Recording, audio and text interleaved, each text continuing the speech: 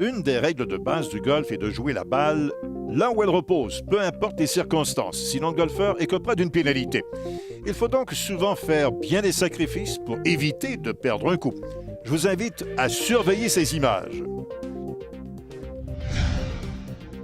Qui ne se souvient pas de ce coup du jeune Sergio Garcia lors du championnat de la PGA en 1999 au Medinah Country Club?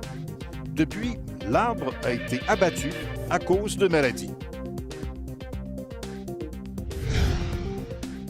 Pas nécessairement facile de frapper la balle alors qu'elle repose au sol, alors imaginez le défi lorsqu'elle est accrochée à un arbuste.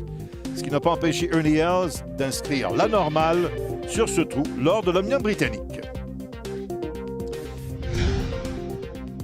Qui ne se souvient pas de ce coup mémorable de Willie Austin lors de la Coupe des Présidents, disputée ici même, au Royal Montréal, un coup qui lui avait valu le surnom de Aquaman.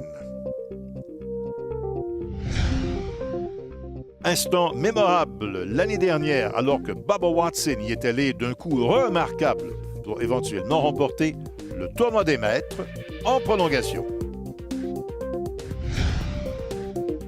Si une partie de la balle sort de l'eau, alors il est toujours possible de se tirer d'affaire. C'est exactement ce que Nicholas Thompson a réussi à faire récemment pour ainsi sauver la normale sur la pointe des pieds. Tous les moyens sont bons pour envoyer sa balle au fond de la coupe. On dit souvent ce n'est pas comment, mais combien.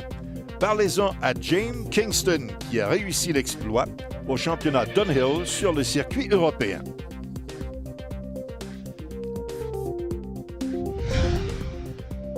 C'est un classique, mais personne ne se lasse de voir comment Miguel Ángel Jiménez s'est tiré d'affaire au fameux 18e à St. Andrews lors de la présentation d'un Omnium britannique. Pas facile, le parcours de Glen Abbey à Toronto lorsqu'on y dispute l'Omnium canadien. Leif Olsson, au 15e, a eu besoin d'aide cependant pour inscrire un trou d'un coup fort inhabituel.